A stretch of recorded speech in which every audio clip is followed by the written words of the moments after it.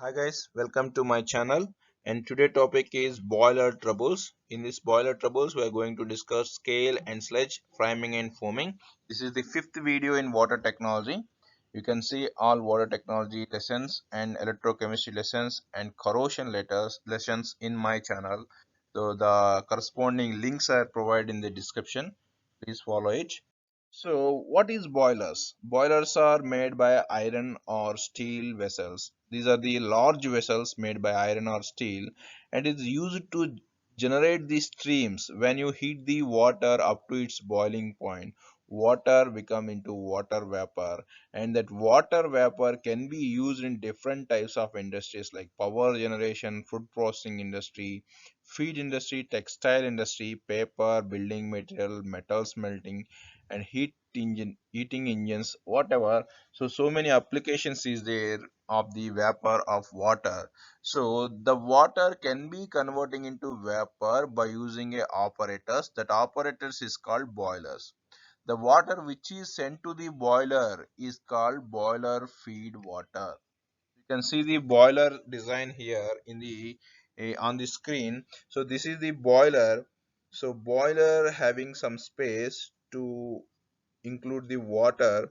This is the boiler. So we are heating the water by coal or electricity. So when the water is passed through channels, so here water inlet is coming, water is coming from this way, water is coming from this way, and when it is get the heat energy, so it become vapors. That vapors or streams are taken from the this way, and these are connected to different types of applications.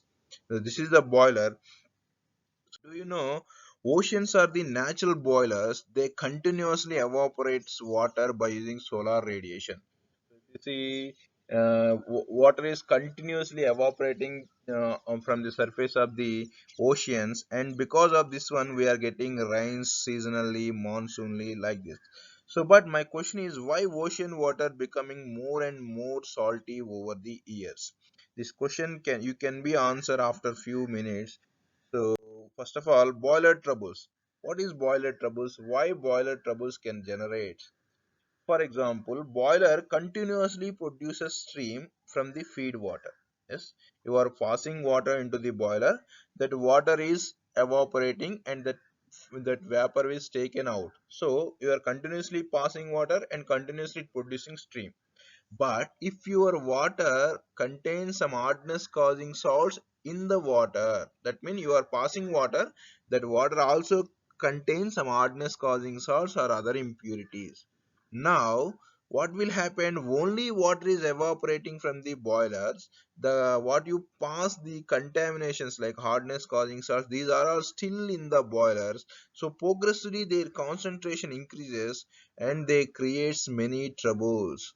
So just same way, the water which is fall down in the various region, they are finally merged into the oceans. During their journey, they dissolve different salts, and all the salts is taken into the ocean. In the oceans, only water is evaporating. All the salts still present in the oceans. That's why oceans getting more and more salty over the years.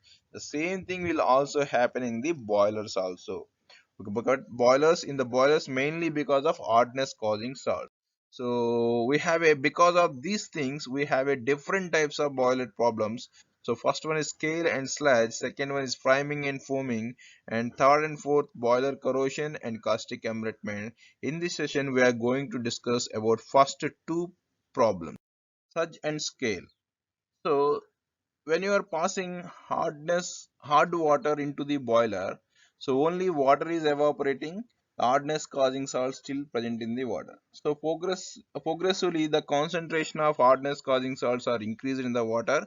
It become more concentration. After saturation point, these all salts will be thrown out as the precipitate inner side of the boilers. These precipitates is called sludge and scale. Simply, these precipitates are called sludge and scale. But if the precipitate is a soft manner, it is loosely bonded, simply slimy precipitate, then it is called sludge. If the precipitate is a hard adherent coating, then it is called scale. Very simple definition. there is a formation of precipitate due to the hard water in the boiler. So during the evaporation, they forms a precipitation. That if that precipitation is a soft, loose, and slimy precipitate, it is called sludge. If the precipitate is a hard, adherent coating form, it is called scale. The first point. Next one is generally sludge is because of if water contains large amount of magnesium carbonate, magnesium chloride, magnesium sulfide, and calcium chloride. If mainly if the salts present in the water, it creates sludge. Okay. In scale is because of calcium bicarbonate, calcium sulfate, and SiO4, silica dioxide, silica. If these present, it leads to formation of scale. Okay. And sludges are generally formed at cooler portion of the boiler. That means it is not homogeneously will form. So some heterogeneously somewhere where is the cooler portion, there the sludges is formed. But scales are continuously formed over the layer of the boilers. Okay. So sludges can be easily scraped off with wire brush, but scales are very hard coatings. They cannot remove by using wire brushes. So these are the, you can also tell differences or definitions. Okay. So in the diagram you can see here sludge is formed somewhere in the boiler, most probably where the cooler parts is there sludge is probably forms there. And scale is forms continuously over the inner layer of the boiler. This is the scale. So continuously it forms a thick layer, so this is called scale. So and sludge is somewhere it forms at the cooler parts. Okay. So you can see here calcium sulfate CaSO4. Actually generally is most of the solids, when you are increasing temperature their solubility increases in water, but calcium sulfate solubility is decreases by increasing water. So if your water having more calcium sulfate hardness causing salts, it leads to formation of scale. It forms a hard adherent coating over the inner walls of the boiler. And if the water having SiO2 silica, so SiO2 it interacts with the calcium and magnesium salt already present in the water. So your water is a hard water, and if water also contains some suspended particle like silica, so it is interact with the calcium and magnesium, it forms a calcium silicate and magnesium silicate. It leads to formation of scale inner walls of the boiler. Next one is calcium bicarbonate. That means temporary hardness causing salt, calcium bicarbonate. When you are when it is present in the boiler feed water, when you are heating water, the temperature also applied on the calcium bicarbonate. It is interact with it is decomposed as a calcium carbonate and water and CO2 gas. This CO2 gas create another problem we will discuss later. Here produced calcium carbonate is a scale. It forms the scale. It is a hard precipitate. So like that, calcium sulfate, silica, and calcium bicarbonate. This leads to formation of scales. So how can we remove the scale and sludge? I already told sludge is a slimy precipitate. That's why we can easily scrap it off with wire brush. Easily scrapped off with wire brush by followed by blowdown operation. Blowdown operation means, so when you have a water tank in your house roof, so after some days, after months, the most contaminants are settled in the bottom of the tank. So when you have to scratch out and you need to leave that water outside, that called removing of concentrated water from the boilers or vessels is called blowdown operations. After a wire brush scratching, there is a so much concentrated of water is there with dissolved salts. So if you leave that water to outside without preparing the vapors, that is called blowdown operation. The best way is by using well softened water. Why? Because prevention is better than cure. After coming problem you can do something, but if you prevent the problem, there is nothing to do. We can easily avoid the problems. So if you pass the as a soft water, if you pass the soft water as feed water, then you will not get any problems. And how can we remove the scale? Scale is a, here also If you pass this soft water, you will avoid the formation of scales. And you cannot remove these scales by using wire brush and blow down operation. But one thing you can do, that is thermal shocking. So that means you have to apply it simultaneously very high temperature and very low temperature. Then it is called thermal shocking. The strong adherent which is present on the inner walls of the boiler, it will taken off, it is peel off, and it is removed by the blow down operation. So thermal shock is best option to remove scale. And also by treating chemicals like EDTA or something. So when you add EDTA to the boiler, it forms complexes with the calcium plus and magnesium plus 2. By like that also you can remove the scale from the boilers. Okay. So what are the disadvantages due to the scale and sludge? So you can see here they forms a extra layer inner side of the boiler. They forms a extra layer inner side of the boiler. It consumes the more energy to evaporate the water than the normal one. So another layer, thick layer is formed. So because of the thick layer, you need to give more heat energy. So more fuel wastage, more efficiency of boiler also decreased. And if the more scale is produced, volume decreased. It also leads to boiler failure because of pressure development. These are the disadvantages of scale and sludge. So we should avoid these problems during the generation of steam in the boilers. So next one is priming and foaming. This process is called carryover process. That means the purpose of boiler is just generating of streams. If the stream contains water droplets or bubbles, this is called carrying process. That means you should leave the only water vapor. You should generate only water vapor from the boiler. But if your water vapor having water droplets and water bubbles, then it is called carryover process. When the stream is produced rapidly in the boiler, some droplets of liquid water are carried along with the stream. This type of problem creates the this type of problem is called framing.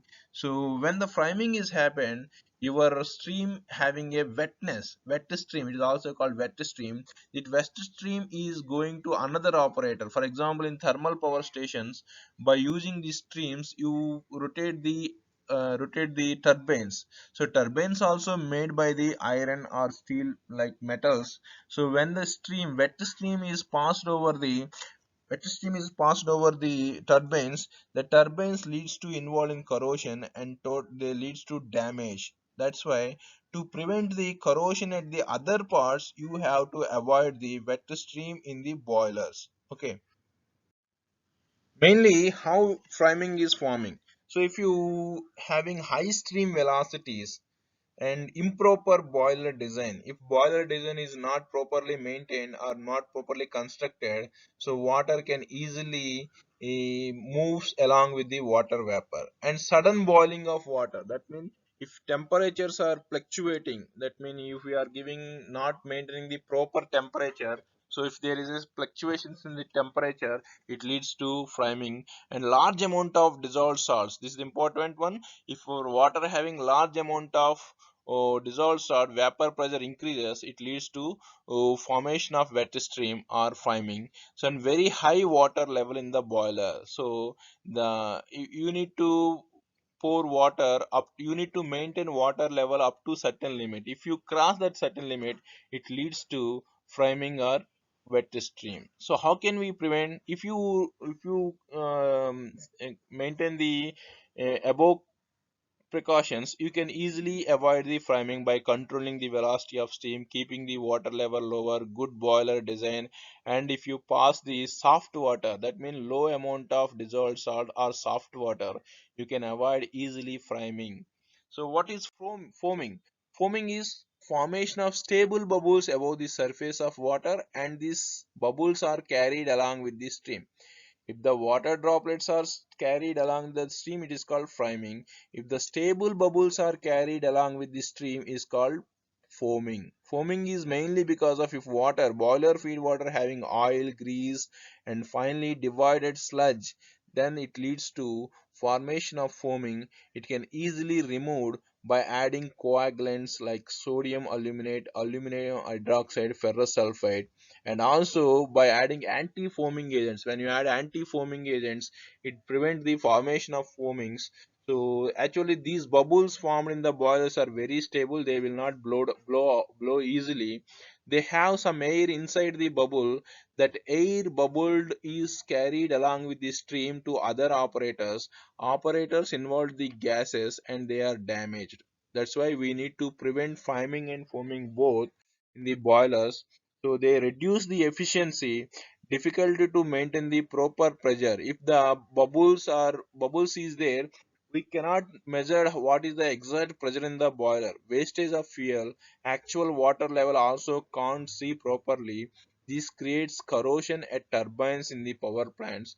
You can see the diagram how priming and foaming can generate it. So these are the problems in priming and foaming, scale and sludge. So in the boiler troubles. In the next video, I will explain the boiler corrosion and caustic enrichment. These two also boiler troubles. These two also because of hardness causing salts and some other impurities. So thank you very much for listening.